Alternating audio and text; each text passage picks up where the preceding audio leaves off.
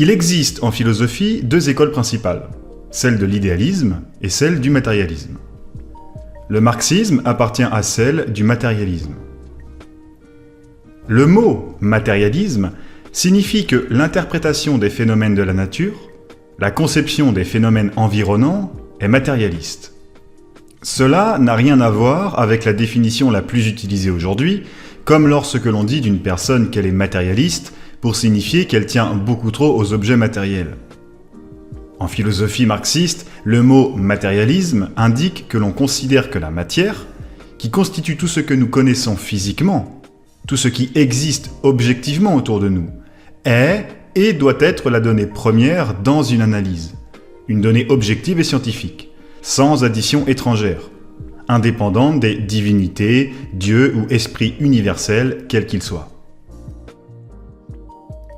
Le matérialisme estime que seule la matière existe réellement, et que la conscience de l'homme n'est que le produit supérieur de la matière, car la pensée, la conscience, n'est que le produit supérieur d'un organe matériel, le cerveau.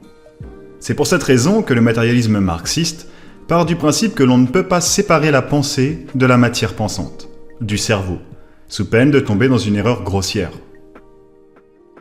Le matérialisme pose donc à la base de l'évolution de toute chose la matière, le mouvement de la matière. Il considère que rien ne peut être indépendant d'une existence matériellement déterminée.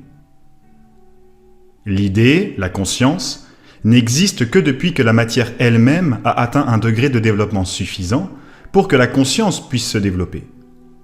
Il existait avant toute conscience, toute idée, la nature extérieure dite non vivante. Avant que les premières cellules primitives n'apparaissent, existait déjà un environnement dans lequel elles allaient alors naître et se développer. Sans nature extérieure, pas d'organisme primitif vivant, et par conséquent, il n'est pas question de conscience ou d'idées, et encore moins de société humaine. Pour le matérialisme, la conscience est une résultante de l'évolution matérielle, un produit de l'action des lois matérielles dites objectives, c'est-à-dire indépendantes de l'action des hommes et de leur conception.